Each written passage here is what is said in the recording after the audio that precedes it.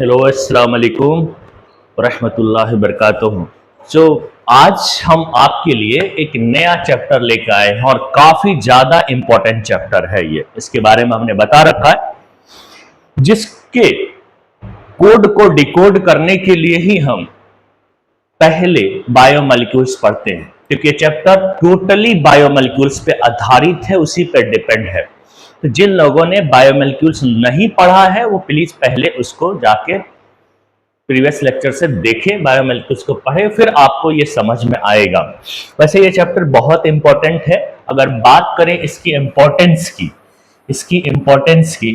तो इसकी इंपॉर्टेंस आपको दिख जाती है, क्योंकि नीट के अंदर जो एक्सपेक्टेड है, मैं मानता हूं 2025 में जो एक्सपेक्टेड है इससे आने के क्वेश्चंस वो तकरीबन 5 से 6 क्वेश्चंस आएंगे आपके नीट में। इससे एक्सपेक्टेड है, ये एक्सपेक्टेशन है। जनरली ये 3 से 4 लिखा जाता है और कहा जाता है कि इस चैप्टर से 3 से 4 क्वेश्चन आएंगे। बट इससे ज्यादा आ सकते हैं। सिलेबस रिड्यूस्ड भी हुआ है और इसका इंपॉर्टेंस भी बढ़ा है। इसमें काफी सारी चीजें बेसिक है, काफी सारी चीज बहुत ज्यादा इंपॉर्टेंट टॉपिक्स है और इसमें बहुत बड़े बड़े टॉपिक्स है, बहुत इंपॉर्टेंट टॉपिक्स है। और इसके इंपॉर्टेंट टॉपिक्स की भी हम साथ में बात कर लेते हैं कि किस वजह से इतना ये फेमस है। तो अगर इसके अंदर के इंपॉर्टेंट पॉइंट्स की बात करें या इंपॉर्टेंट टॉपिक्स की बात करें जो जिससे क्वेश्चन आ ही जाते हैं, 100% चांस होता है जिससे क्वेश्चन आने का, तो उसमें से एक है जैसे कि जेनेटिक कोड। इसमें जेनेटिक कोड को हम पढ़ा करेंगे, हम पढ़ेंगे या इसमें जीन एक्सप्रेशन को पढ़ सकते हैं, क्या पढ़ेंगे, मतलब यहां से आ सकते हैं क्वेश्चंस। और ये वाला human genome project HGP plus DNA fingerprinting, ये तो टॉपिक ऐसा है कि क्वेश्चन आएंगे ही आएंगे। तो ये जो इंपॉर्टेंट टॉपिक है जो लिखा हमने,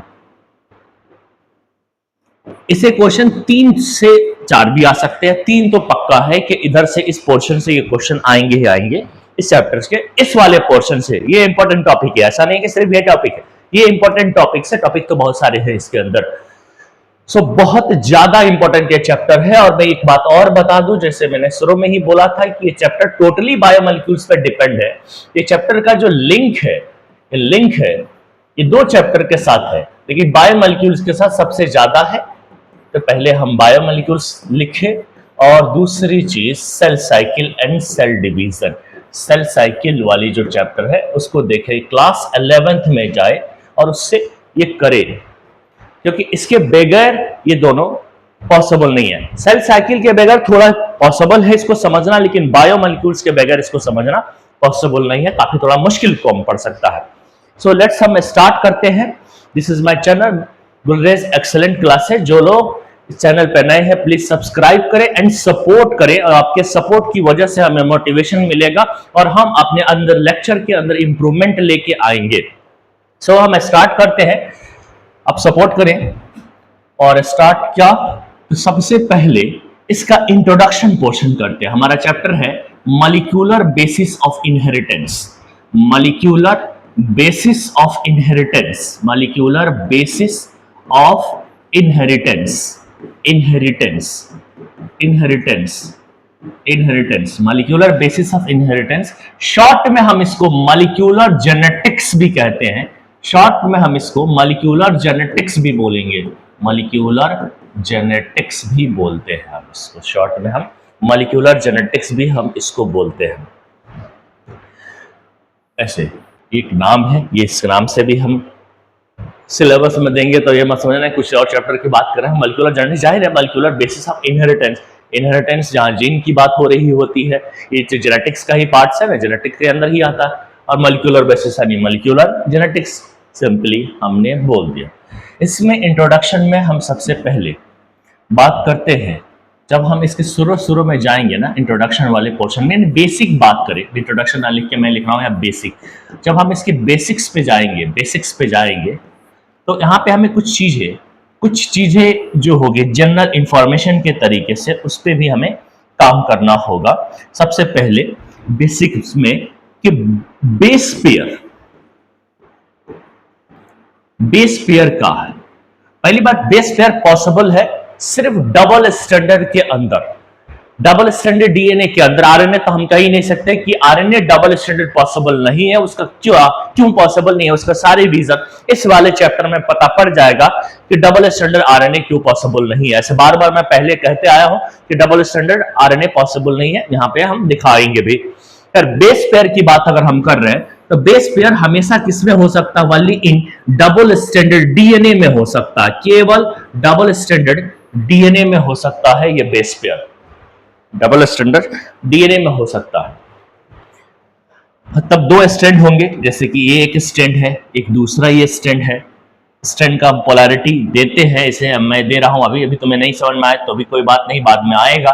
5 प्राइम से 3 प्राइम पोलैरिटी है, तो इसकी जो है 5 प्राइम से 3, इसको ऐसे पढ़ते हैं, इसको ऐसे पढ़ते हैं। एंटी पैरेलल होता है दोनों स्ट्रैंड एक दूसरे का डबल स्टैंडर्ड डीएनए में, वो सब हम। अच्छा फोकस बनना, तो बोलते पहले ब्राइटनेस को देखें।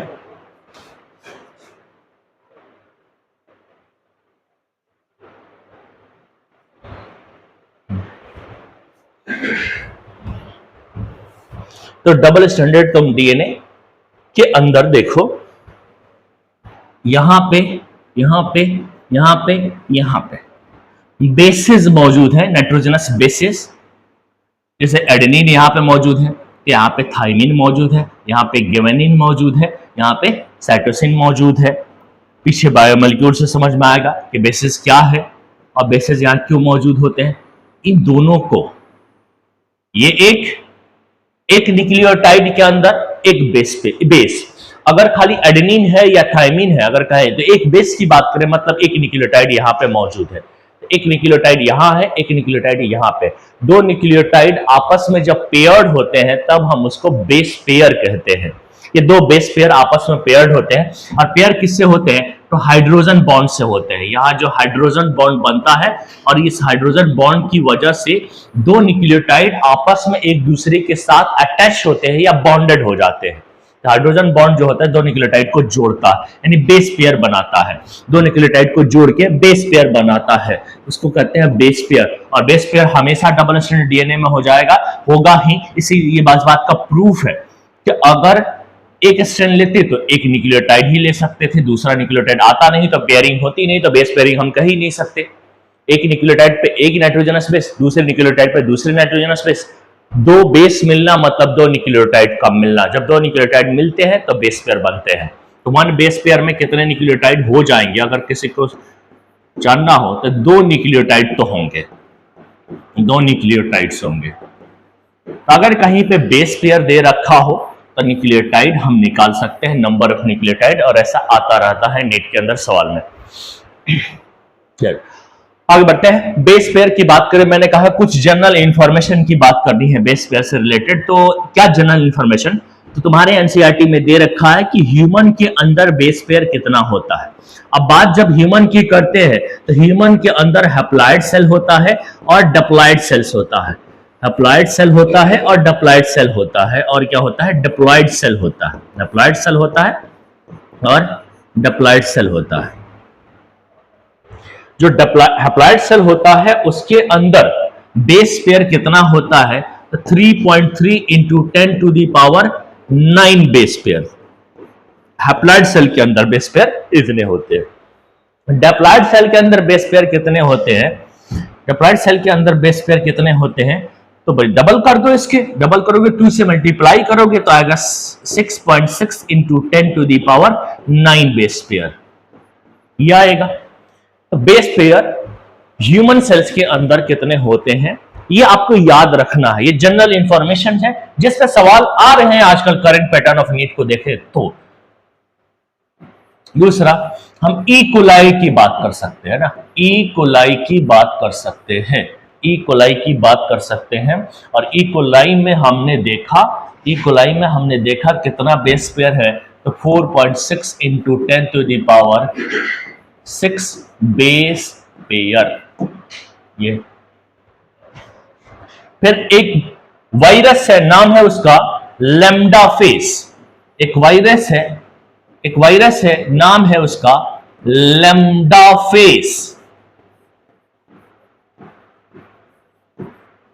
इस तरह से भी लिखा हो सकता है, लैम्डा फेस। बैक्टीरियोफेज पढ़ा होगा, उसी तरह से लैम्डा फेज है।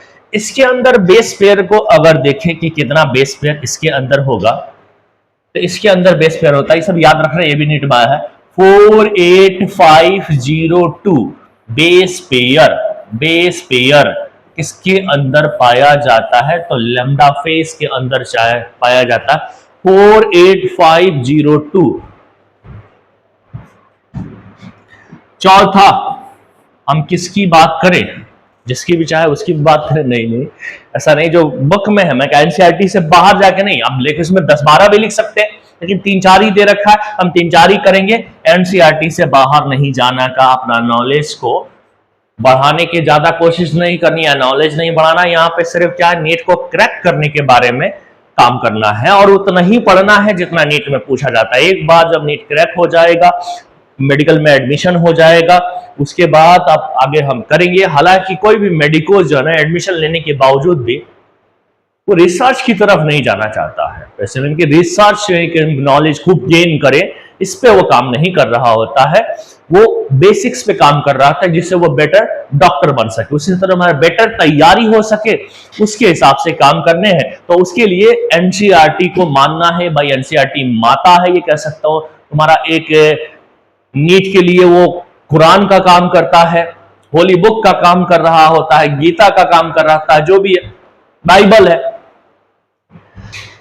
तो इसलिए हमें उसी को मान के चलना है। जैसे क्या ना, कुरान में जितना कह दिया बस उतना ही रहना है, अपनी तरफ से कोई बात को ऐड नहीं करना चाहिए, वो गलत चीज होता है, गुनाह की चीज होता है। उसी तरीके से एनसीईआरटी में जितना है ना, उतना ही मान के रखना है, अकॉर्डिंग टू बायो और केमिस्ट्री स्पेशली। उससे ज्यादा बात करना एक तरह से गुनाह ही है, क्योंकि नुकसान में जाते हैं हम लोग। E coli, lambda phase, lambda phase के बाद एक और है इसमें 5x174 करके है ये। अब चूंकि ये सिंगल स्टैंडर्ड है, पहली बार, अब तक जितने तुमने देखे हैं ना, सब में बेस पेयर आ रहा, मतलब सभी डबल स्टैंडर्ड डीएनए थे। ये वायरस है और सिंगल स्टैंडर्ड डीएनए है। कैसा है? सिंगल स्टैंडर्ड है। तो ये सिंगल स्टैंडर्ड है, सिंगल स्टैंडर्ड है, सिंगल स्टैंडर्ड। तब फिर मैं यहां पे बेस पेयर की बात नहीं करूंगा, इसको मैं बेस पेयर की यहां पे बात नहीं करूंगा, यहां पे बात करूंगा न्यूक्लियोटाइड का, क्योंकि बेस पेयर का आधा न्यूक्लियोटाइड होता है, और न्यूक्लियोटाइड कितना होता है? 5386 न्यूक्लियोटाइड होता है। 5386 न्यूक्लियोटाइड होता है आपके पास। चलिए, तो हम आगे बढ़ते हैं। इतना देख लें, इसको याद कर लें, और याद हाथ के हाथ करते चले जाए। ऐसा नहीं कि हम बाद में ही याद करेंगे, आप बहुत अच्छे से फोकस करें, ताकि जल्दी जल्दी इस तरह की चीजें याद रखें। 4 है, आराम से याद हो गया होगा, एक बार रट्टा मार लो, फिर से याद हो जाएगा। तो आगे बढ़ते हैं। अब हम लोग बात कहां पे करते हैं?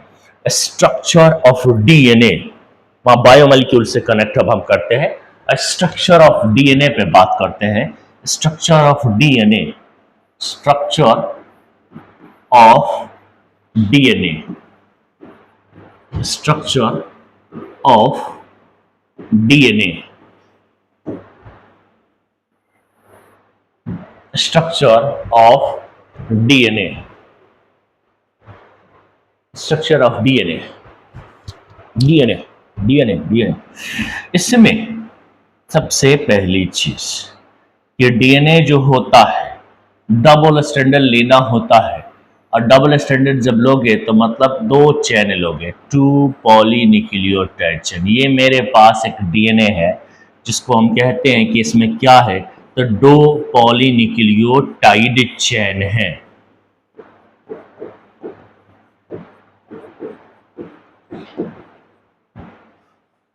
सेकेंडरी स्ट्रक्चर हो गई, ये सेकेंडरी डीएनए कह सकते हैं, यानी सेकेंडरी स्ट्रक्चर हो गया। और जब मैं क्या करूं, इसको सिंगल बना दूंगा, निकाल के अलग कर दो, निकाल के अलग कर दो, चाहे पोलैरिटी चाहो तो दे सको, इसका भी डायरेक्शन होता है। इसको हम लोग मान लेते हैं 5 से 3, तो इसको भाई मानेंगे हम 5 से 3, पढ़ेंगे इसको ऐसे तो इसको ऐसे, इस 5 से 3 वाले को अलग कर लिया है।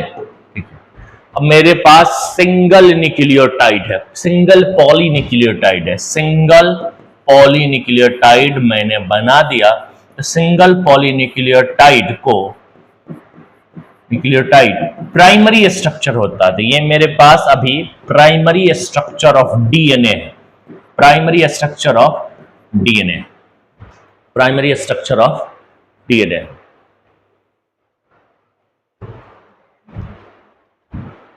Primary structure of DNA.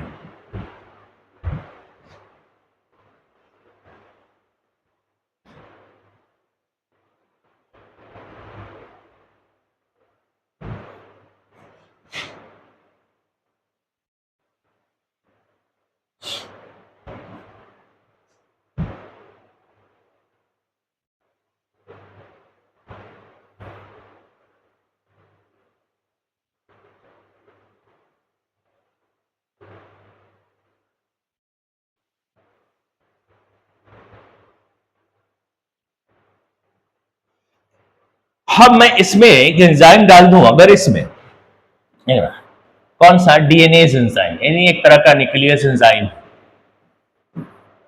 एक तरह का न्यूक्लियस एंजाइम, मतलब यहां पे न्यूक्लिक एसिड को, डीएनए एक न्यूक्लिक एसिड है, डीएनए एक न्यूक्लिक एसिड है, डीएनए एक न्यूक्लिक एसिड है, न्यूक्लिक एसिड को डाइजेस्ट करने वाले, तोड़ने वाले, उसके अंदर के बॉन्ड को तोड़ने वाले जो एंजाइम है उनको न्यूक्लियस कहते हैं। अब क्योंकि न्यूक्लिक एसिड में डीएनए है तो डीएनए इस्तेमाल होंगे, ये सब बातें हम पढ़ेंगे यहाँ बायोटेक तक, ये सब समझ में आ जाएगा। डीएनए आरएनए क्या चीज है, न्यूक्लियस क्या चीज है।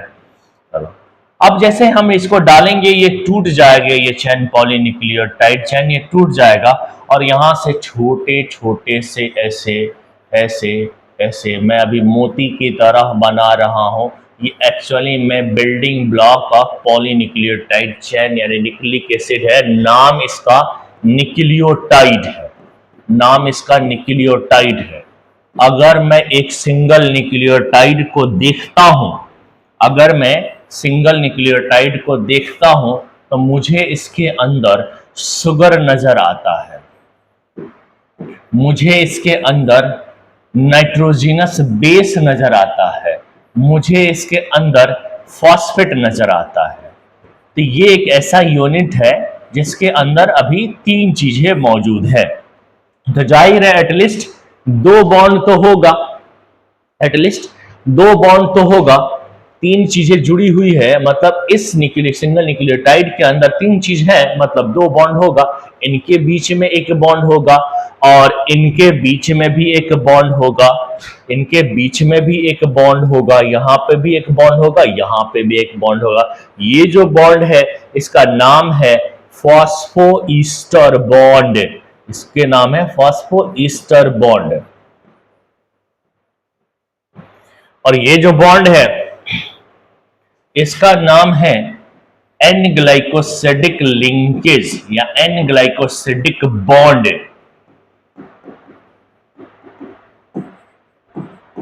और ये दोनों बॉन्ड मिलके न्यूक्लियोटाइड बनाया है। दोनों में से एक बॉन्ड अगर मैं निकाल दूं तो क्या बन जाएगा, ये बायोमोलिक्यूल्स में तुम जानते हो, अगर अकॉर्डिंग टू बायोमोलिक्यूल्स तुम देखो तो दोनों में से अगर एक को निकाल दो, यहां पे बात कर रहा हूं मैं, अगर दोनों में से किसी एक को निकाल देते हैं, मतलब इसको मान लेते हैं कि तोड़ देते हैं, ये फॉस्फेट अलग हो जाता है, तब फिर क्या होगा, तो ये दोनों मिलके क्या कहलाएगा, न्यूक्लियोसाइड कहलाएगा, नॉट ए न्यूक्लियोटाइड।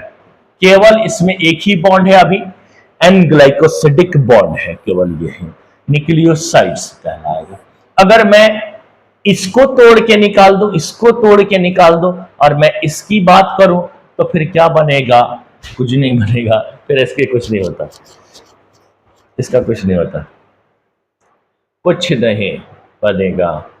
पर यह है कि क्या कहते हैं, नॉट वैलिड, ये नहीं करेंगे हम, पता चला कि हमारे दिमाग में ये आ गया कि हम ये सोचें कि इसको निकाल के ये बनाएं, क्या बनता है, खाली शुगर और फॉस्फेट, कुछ बनेगा नहीं। तो स्ट्रक्चर मतलब बन जाएगा लेकिन कोई नाम नहीं लिया जाएगा इसमें, इस यहाँ पे। हाँ, ये एक बात तो तुम याद रखोगे कि शुगर और फॉस्फेट ही जो डीएनए का बैकबोन बनाता है। ये सारी बातें आपको पता पड़ने वाली है थोड़ी देर में। बैकबोन बनाता है। अच्छा, ये बात कर रहा था कि न्यूक्लियोटाइड्स के अंदर दो बॉन्ड और तीन तरह की चीजें होती हैं, शुगर ने नाइट्रोजनस बेस एंड फॉस्फेट। तो उसको हम देखते हैं, नेक्स्ट स्लाइड को लेते हैं और देखते हैं।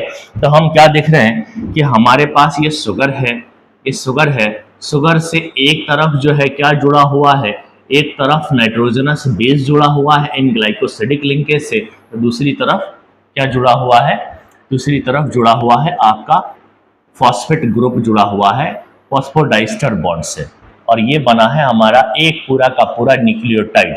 इतने को कहूँ तो न्यूक्लियोसाइड से, इतने को कहूँ तो न्यूक्लियोसाइड से, खाली इतना की बात करूँ यानी एक सिंगल बॉन्ड के साथ जुड़ा है। और पूरे की बात कर लेता हूँ तो ये न्यूक्लियोटाइड है, न्यूक्लियोटाइड में दो बॉन्ड है।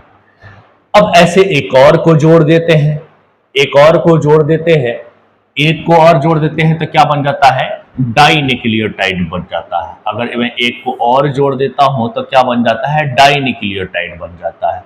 एक और इसी तरीके का शुगर, नाइट्रोजनस बेस,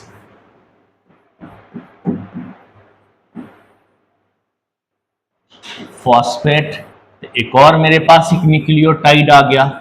इन दोनों को जोड़ देता हूं तो फिर क्या बन जाता है, तो डाई न्यूक्लियोटाइड बन जाता है। डाई न्यूक्लियोटाइड बन जाता है। डाई न्यूक्लियोटाइड, चूंकि हम बायोमोलिक्यूल्स में डाई न्यूक्लियोटाइड बनाए थे इसलिए हम बना नहीं रहा, हम ऐसे लिख देते हैं कि क्या बन जा रहा है, डाई न्यूक्लियोटाइड बन जा रहा है, डाई न्यूक्लियोटाइड बन जा रहा। डाई न्यूक्लियोटाइड में अगर पूछे कि एक डाई न्यूक्लियोटाइड में कौन कौन से बॉन्ड मौजूद हैं, कौन कौन से लिंकेज मौजूद है, तो तुम क्या करने वाले हो, तुम क्या देने वाले हो,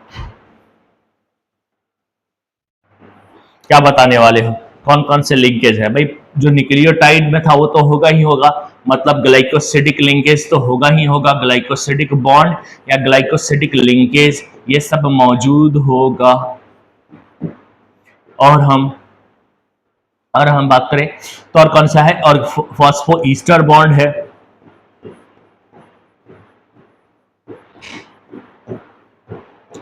और phospho diester bond, phospho diester bond है। यानी दो ईस्टर बॉन्ड को एक साथ मिला देते हैं, फॉस्फोडाइस्टर बॉन्ड कोई और नया बॉन्ड नहीं है, दो ईस्टर बॉन्ड एक साथ होते हैं। जब एक न्यूक्लियोटाइड्स को दूसरे न्यूक्लियोटाइड के साथ जोड़ते हैं तो एक पहले से ईस्टर बॉन्ड मौजूद होता है और एक दूसरा हम ईस्टर बॉन्ड डाल देते हैं, इसलिए उसको फॉस्फोडाइस्टर बॉन्ड कहते हैं। और ये तीन तरीके का लगभग बॉन्ड अगर आपने बनाया तो समझ जाओ कि आपने डाई न्यूक्लियोटाइड बनाया। और फिर एक और न्यूक्लियोटाइड जोड़ा, फिर एक और न्यूक्लियोटाइड, इस तरीके से अगर आप जोड़ते चले जा रहे हो तो फिर क्या बन जाता है, पॉलीन्यूक्लियोटाइड चेन बन जाता है। फिर क्या बन जाता है, पॉलीन्यूक्लियोटाइड। मान लेते हैं जैसे कि एक न्यूक्लियोटाइड से, ये तुम्हारा एंटी मतलब न्यूक्लियोटाइड, एक और न्यूक्लियोटाइड जोड़ दिया, ये बन गया डाई न्यूक्लियोटाइड्स। इस तरीके से यहाँ पे होता है ना फॉस्फोडाइस्टर बॉन्ड, ये बॉन्ड जो होता है इसको हम फॉस्फोडाइस्टर बॉन्ड कहते हैं। एक और फॉस्फोडाइस्टर बॉन्ड बनाया और एक और न्यूक्लियोटाइड को जोड़ दिया, इस तरह से जुड़ते हैं। एक और फॉस्फोडाइस्टर बॉन्ड बनाया, एक और न्यूक्लियोटाइड को जोड़ दिया, तो ये जो चीज बनी है इसको हम बोलते हैं पॉलीन्यूक्लियोटाइड्स। पॉलीन्यूक्लियोटाइड्स। देखते हैं कि ये पॉलीन्यूक्लियोटाइड कैसे बनता है। बहुत आसान है, ऐसे भी हम कर सकते थे। देखें, एकदम चूहा बिल्ली वाला खेल है, पटाख से होने वाला है। तो तुम देखो, तुम देख लो पहले हम क्या कर रहे हैं, पॉलीन्यूक्लियोटाइड चेन को बना रहे हैं। हम क्या बना रहे हैं, पॉलीन्यूक्लियोटाइड। डाई न्यूक्लियोटाइड तो हम बना चुके हैं, पॉलीन्यूक्लियोटाइड्स।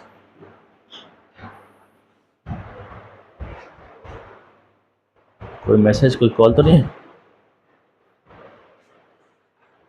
वेट, पॉज कहां करते हो, चलो। पॉलीन्यूक्लियोटाइड को पढ़ते हैं तो एक न्यूक्लियोटाइड देखे बनाते हैं।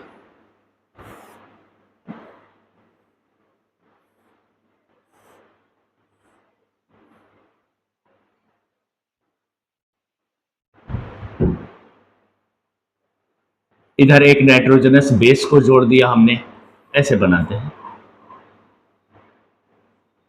हाँ, नाइट्रोजनस बेस का नाम ही लिख देते हैं, इसको मैं एडेनिन कह लेता हूं। नाइट्रोजनस बेस जोड़ दिया हमने, इधर हम ऐसे फॉस्फेट जोड़ दिया, 3 फॉस्फेट जोड़ दिया, ट्राई फॉस्फेट हो गया है। यहां पे एक और बना लिया मैंने,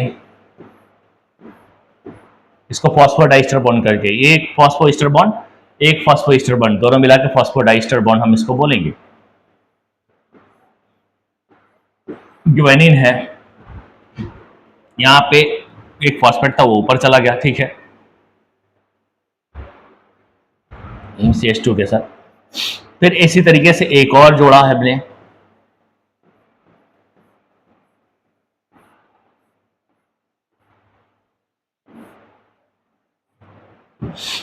जिस तरीके से जोड़ते हुए चले जाएंगे। ये एक फॉस्फोडाइस्टर बॉन्ड है। अब थोड़ा थोड़ा अगर नहीं समझ में आ रहा तो इस मतलब बायोमोलिक्यूल्स हमने देखा नहीं है। लास्ट लेक्चर जो बायोमोलिक्यूल्स है हमारा लेक्चर 17, अगर वो भी देख लिया जाए तो भी ये चैप्टर समझ में आ जाएगा पूरा।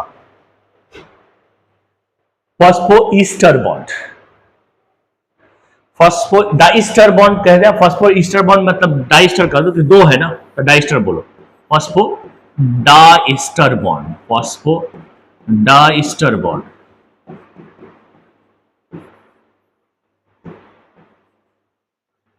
ये भी फॉस्फोडाइस्टर बॉन्ड है, ये भी फॉस्फोडाइस्टर बॉन्ड है। उससे क्या बन रहा है, ये न्यूक्लियोटाइड जुड़ता जा रहा है। हर फॉस्फोडाइस्टर बॉन्ड से एक एक न्यूक्लियोटाइड जुड़ता जाएगा। 3 न्यूक्लियोटाइड, 2 फॉस्फोडाइस्टर बॉन्ड, एक थोड़ा सा ज्यादा रहेगा हमेशा। 4 मान लीजिए न्यूक्लियोटाइड जुड़ा तो 3 फॉस्फोडाइस्टर बॉन्ड, हमेशा एक ज्यादा रहेगा। Number of phosphodiester bond number of nucleotide से बस एक ज्यादा रहेगा। अगर कोई चेन है और उस चेन के अंदर पता चल जाता है कि 200 न्यूक्लियोटाइड है, मतलब फॉस्फोडाइस्टर बॉन्ड जो है उसके अंदर तो एक ज्यादा करो, एक कम होगा। अगर न्यूक्लियोटाइड एक ज्यादा होगा फॉस्फोडाइस्टर बॉन्ड से, मतलब अगर मालूम चल जाए कि न्यूक्लियोटाइड आपके पास 200 है तो आपका 199 फॉस्फोडाइस्टर बॉन्ड होगा, फॉस्फोडाइस्टर बॉन्ड उसमें होगा। अब देखोगे अगर मैं नंबरिंग करूं तो इस वाले कार्बन का हमने 1 कहा था, 1 प्राइम, इसको 2 प्राइम कहते थे, इसको 3 प्राइम कहते थे, इसको 4 प्राइम कहते थे, और यहां पे एक कार्बन था उसको हम 5 प्राइम कहते थे। उसी तरीके से हर जगह पे है, इसी पे यहां पे भी वही रहेगा, 1 2 1 प्राइम, 2 प्राइम, 3 प्राइम, 4 प्राइम, यहां पे 5 प्राइम था। यानी कि इधर देखा जाए तो 5 वाला फ्री है, इधर देखा जाए तो 3 वाला फ्री है नीचे। इसीलिए जब हम इसका स्टैंड बनाते हैं ना कि ये मेरे पास एक स्टैंड बन रहा है, कहाँ, एक और चीज, ये मैं जब स्टैंड बना रहे हैं तो उस स्टैंड बनाने से पहले भी तुम एक और चीज देखोगे, ये शुगर है, फिर फॉस्फेट, शुगर फॉस्फेट। अगर चैन की बात करें तो उस चैन में क्या क्या है, एक जगह है ना शुगर, फिर फॉस्फेट, फिर शुगर, फिर फॉस्फेट, फिर शुगर, इस तरह से sugar phosphate, sugar phosphate, sugar phosphate, ऐसे चलता जाएगा। तुम देखो अगर पूरा चैन जब बनेगा ना तो चैन को अगर तुम दूर से देखोगे तो इतना तामझाम थोड़ी ना दिखाई देगा। उसके अंदर एक शुगर है, एक फॉस्फेट है, शुगर है, फॉस्फेट है, शुगर है, फॉस्फेट है, इस तरीके से होगा, वो इस तरीके से होगा, शुगर है, फॉस्फेट है। तो इस तरीके से होता है। यह पे हम कह सकते हैं कि बैकबोन ऑफ पॉलीन्यूक्लियोटाइड या backbone of DNA, backbone of DNA जो है किसके ऊपर बना हुआ है, तो वो है made up of sugar and phosphate, sugar and phosphate के ऊपर बना हुआ है, शुगर एंड फॉस्फेट के ऊपर बना हुआ है, शुगर एंड फॉस्फेट इसके ऊपर बना हुआ है, शुगर एंड फॉस्फेट इसके ऊपर बना हुआ है। 5 3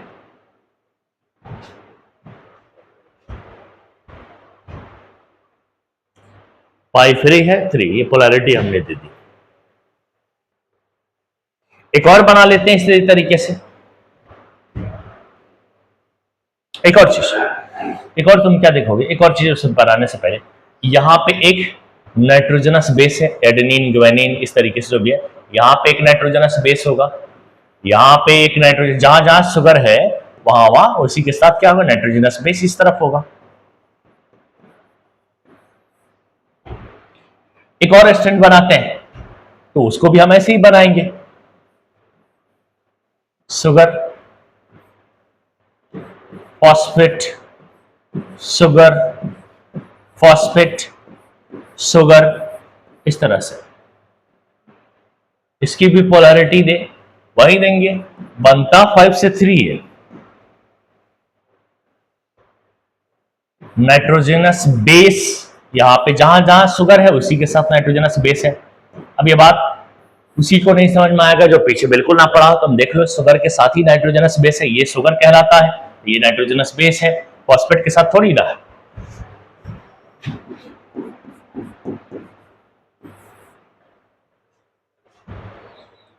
फाइव से थ्री स्टैंड हम ले लेते हैं।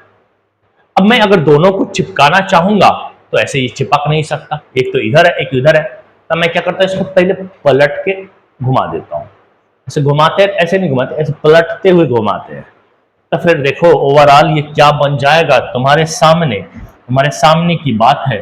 देखो ये क्या बनेगा, ये तो मैं इसको डबल स्टैंडर्ड बनाने जा रहा हूं। ये मेरे पास शुगर है, फिर फॉस्फेट है, फिर शुगर है, फिर फॉस्फेट है, फिर शुगर है, इस तरह से दूसरे वाले को भी, जैसे इसकी पोलैरिटी मैंने क्या दी है, 5 से 3, 5 से 3, 5 प्राइम टू 3, बेसिस इन पे है, इन पे है, इन पे है। फिर मैं क्या करता हूं, इसको घुमाता हूं, घुमाओगे तो क्या बनेगा, वैसे ही शुगर के सामने शुगर ही होगा, फॉस्फेट के सामने फॉस्फेट ही होना चाहिए।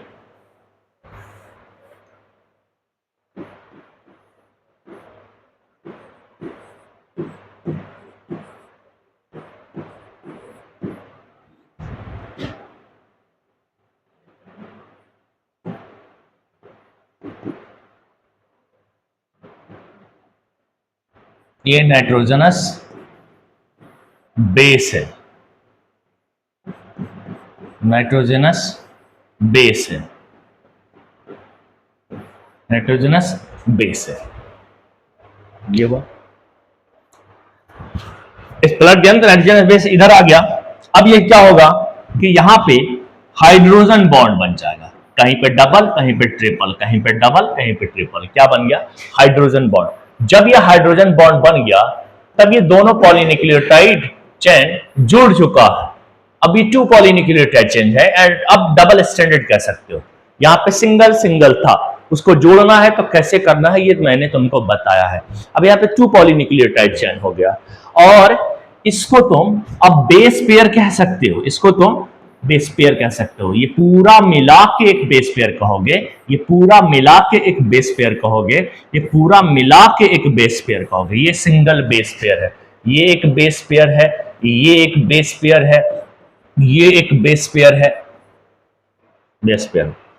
दो बेस पेयर के बीच की जो डिस्टेंस है ना, वो याद रखना होगा तुमको, ये जो डिस्टेंस है दो बेस पेयर की वो 0.34 नैनोमीटर की है, या फिर हम इसको 3.4 आर्मस्ट्रॉन भी कहते हैं। ये रहा distance between 2 consecutive base pair, distance between 2 consecutive base pair, distance between 2, distance between two consecutive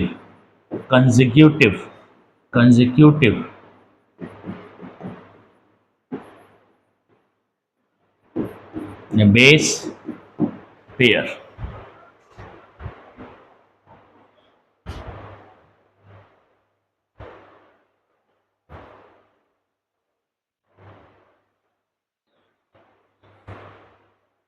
so let's हम इसको थोड़ा सा और आगे बढ़ाते हैं।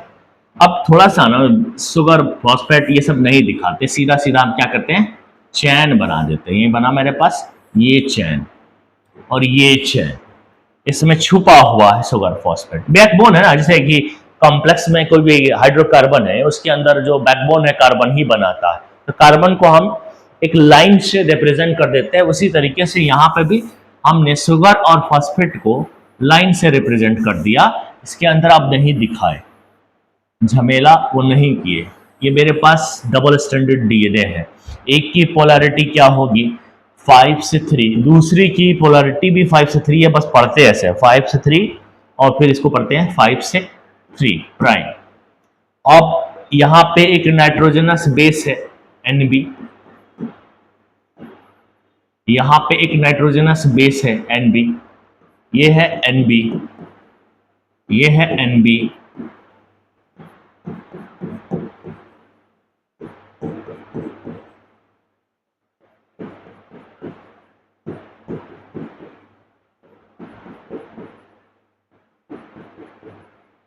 इनके बीच में क्या है, हाइड्रोजन बॉन्ड है। ठीक, ये बन गया डबल स्टैंडर्ड डीएनए, ये बन गया हमारा डबल स्टैंडर्ड डीएनए। मैं कह रहा हूं डबल स्टैंडर्ड डीएनए है इसके अंदर, और इसको हम बेस पेयर कह रहे हैं, इसको हम बेस पेयर कह रहे हैं, इसको हम बेस पेयर कह रहे हैं। ये चीज, ये जो है इसको हम डायामीटर बोलते हैं, डायामीटर बोलते हैं, जो यहाँ पे 2.2 नैनोमीटर की होती है, या फिर मैं 22 आर्मस्ट्रॉन कह लूंगा। ये यहाँ का ये डायामीटर, यहाँ से लेकर यहाँ तक की डिस्टेंस डायामीटर कहते हैं। और जनरली तुम डीएनए को ऐसे देखते हो भाई, अगर डीएनए की बात करें ना तो डीएनए दो तरीके का होता है, हेलिकल्स होते हैं, हेलिक्स के रूप में देखते हो। अब हेलिक्स के हिसाब से डीएनए जो होता है दो तरह के होते हैं, 2 टाइप्स के होते हैं। एक तो बी डीएनए पढ़ा होगा, एडसन और क्रिक ने इसी के बारे में बताया था, एक बी डीएनए, और एक जो है आपने पढ़ा जेड डीएनए। इसके बारे में हमारे सिलेबस में नहीं है, लेकिन जो हम बी डीएनए पढ़ते हैं उसमें हेलिक्स है, और वो राइट हैंडेड हेलिक्स है, राइट हैंडेड हेलिक्स है,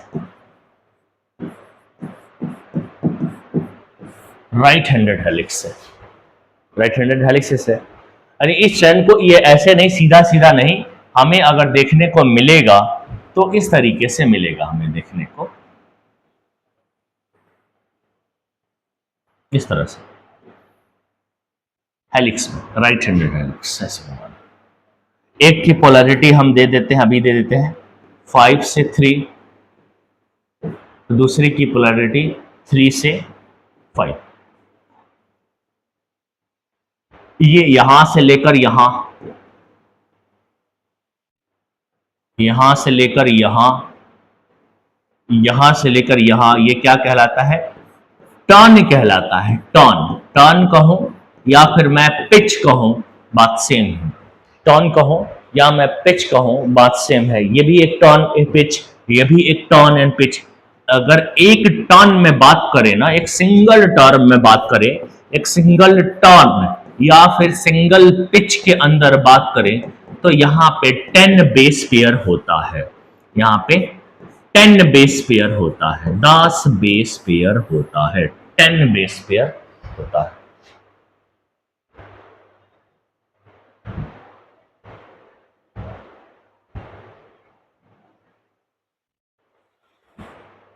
दस बेस पेयर, तो एक टर्न की लंबाई हम आराम से निकाल सकते हैं। जब हमको मालूम है कि 2 बेस पेयर, अगर यहाँ पे बेस बन रही है, यहाँ पे एक बेस पेयर है, ये बेस पेयर, ये बेस पेयर, बेस पेयर, ऐसे 10 बेस पेयर यहाँ पे मौजूद होते हैं। मैं 10 नहीं बना रहा हूं, मतलब इसमें 10 होते हैं। चलो थोड़ा बना देते, 1 2 3 4 5 6 7 8 9, थोड़ा और कर लेंगे तो 10 हो जाएगा। चलो यहाँ पे एक मार देते हैं ऐसे, 10 बेस पेयर होता है एक टर्न में, 10 पेयर बस बेस पेयर होता है। और एक बेस पेयर की बीच की दूरी तुमको मालूम है कि 0.34 नैनोमीटर होता है, एक बेस पेयर की बीच की डिस्टेंस। 10 बेस पेयर है 10 बेस पेयर है, तो 10 बेस पेयर के पूरा मिला दूंगा, 10 बेस पेयर मिला दूं, मैं पूरा 10 के 10 बेस पेयर मिला दूं, तो एक बेस पेयर में तो इतना है, दो बेस पेयर के बीच की, मतलब ये दो बेस पेयर के बीच की डिस्टेंस ये है, तो उसके बाद 10 से मल्टीप्लाई कर दूंगा तो 1 टर्न का लेंथ आ जाएगा, इसका लेंथ आ जाएगा 1 टर्न का जो लेंथ है, 1 टर्न का जो लेंथ है वो 10 इंटू बेस पेयर आएगा, 10 into consecutive base pair, distance between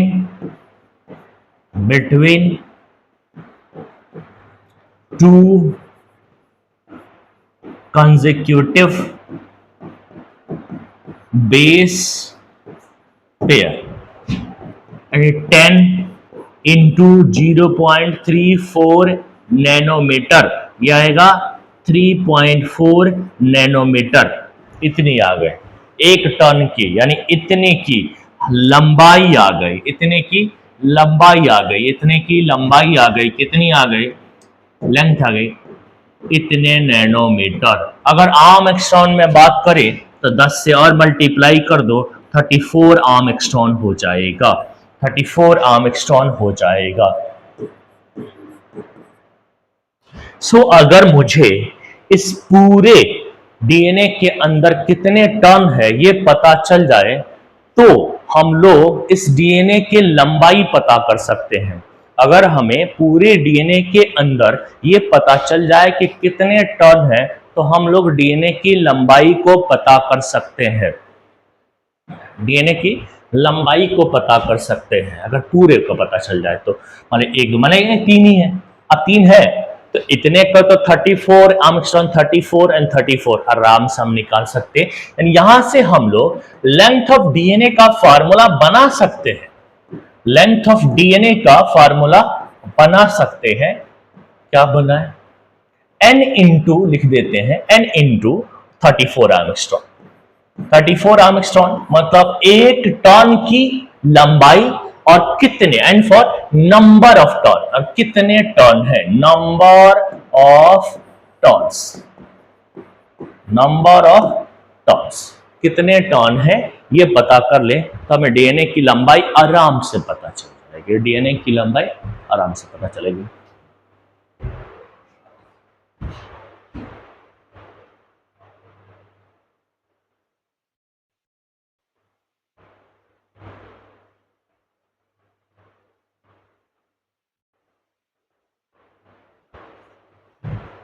अगर मैं कहूं, चलो एक क्वेश्चन इस तरीके से मैं देता हूं, इस पर हम क्वेश्चन थोड़ा करते हैं। अगर मैं कहूं, क्वेश्चन ब्लैक, अगर मैं कहूं कि मेरे पास एक डीएनए है, लेंथ ऑफ डीएनए,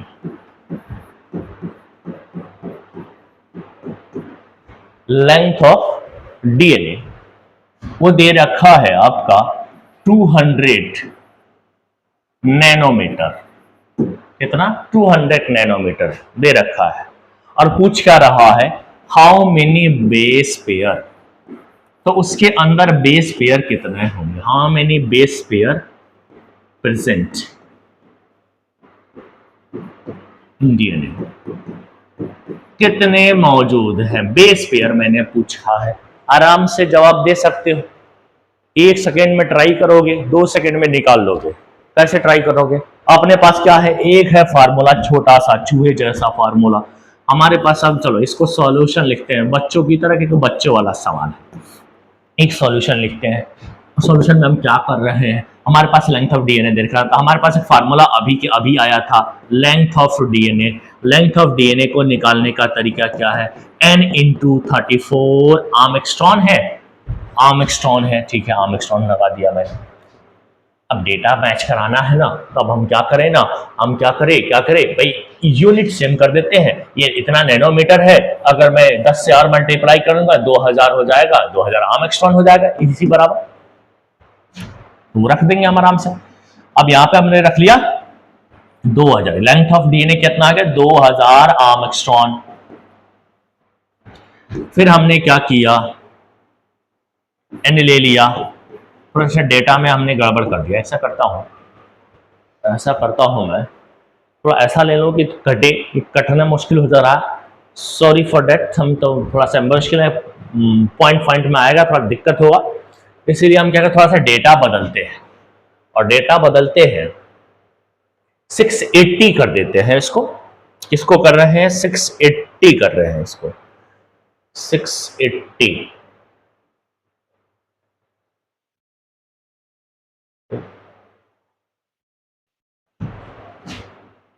680 कर देते हैं, मच 680 कर देते हैं बस।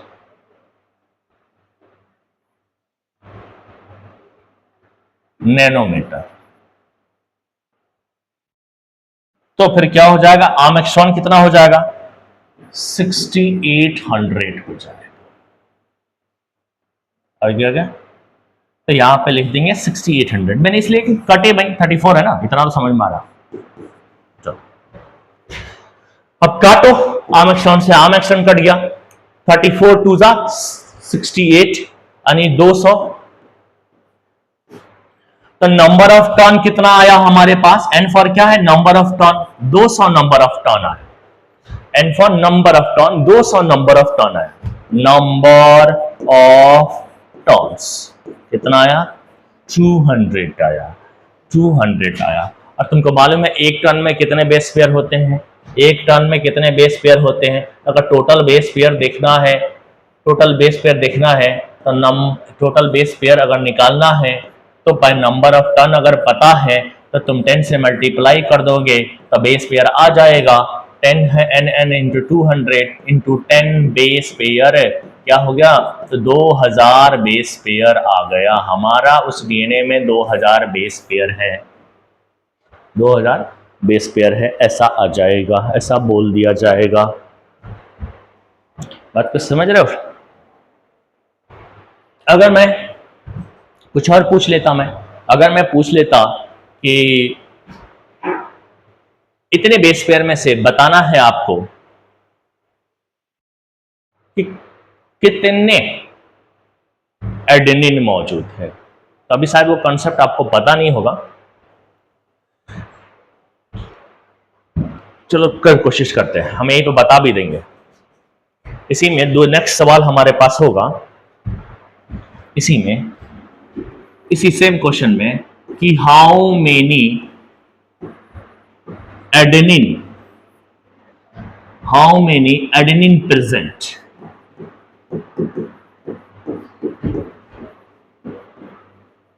ये आ जाए, ये हमसे पूछा है।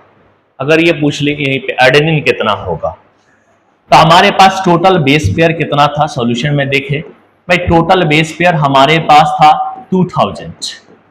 2000 हमारे पास टोटल बेस पेयर आया था। अभी एक चीज और कि बेस पेयर में 4 ही हो सकते हैं डीएनए में, कौन कौन हो सकते हैं ये पता है, एडेनिन, ग्वानिन, साइटोसिन और थायमिन, ये 4 ही बेस पेयर होते हैं। तो 4 में से एडेनिन को निकालना है।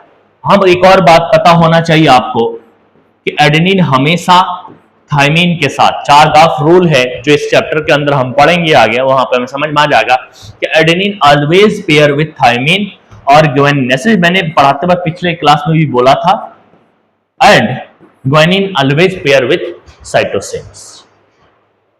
बस नंबर ऑफ हाइड्रोजन बॉन्ड अलग अलग है, इनके बीच में 3 हाइड्रोजन बॉन्ड है, यहां पे 3 हाइड्रोजन बॉन्ड है, 3 H बॉन्ड है और वहां पे 2 H बॉन्ड है। ये भी है, ये फर्क है दोनों। लेकिन एक बात सिद्ध हो जाता है कि एडेनिन जितना है उतना ही थायमिन होगा, वरना गड़बड़ हो जाएगा।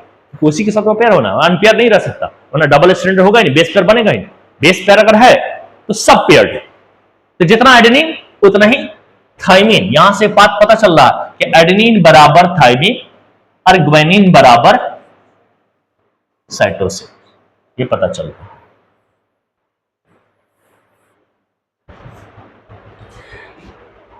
तो इस हिसाब से क्वेश्चन में तुम क्या पूछोगे मुझसे कि डेटा थोड़ा सा मिसिंग है।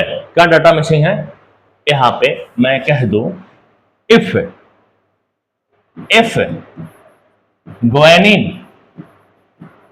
इज 300, अगर ग्वानिन 300 है तो बताइए, तब बता सकते हो। अगर ग्वानिन 300 है तो 300 ही साइटोसिन होगा। आपसे आराम से सवाल सॉल्व होगा फटाक से। अगर ग्वानिन जी 300 है तो साइटोसिन भी 300 होगा, मतलब ये दोनों मिलके कितना हो गया? 600। अब एडेनिन प्लस थाइमिन जो है 2000 में से 600 घटा लो, बच गया क्या? 1400। 1400 है दोनों मिलके। और ये भी तुमको पता है कि दोनों बराबर होते हैं, तो जितना एडेनिन उतना थाइमिन, तो ऐसे लिख लो बच्चों वाला, ठीक है, 2A, तो एडेनिन आ जाएगा 700, एडेनिन आ गया 700। तो इस तरह से भी सवाल आप कर सकते हैं। बहुत सारे सवाल ऐसे भी आते रहते हैं उसमें। अब पूछे चलो, नंबर ऑफ फॉस्फोडाइस्टर बॉन्ड अगर वो पूछ लेता, नंबर ऑफ फॉस्फोडाइस्टर बॉन्ड अगर वो पूछ लेता तो क्या बोलते? तो फॉस्फोडाइस्टर बॉन्ड मैंने क्या कहा था?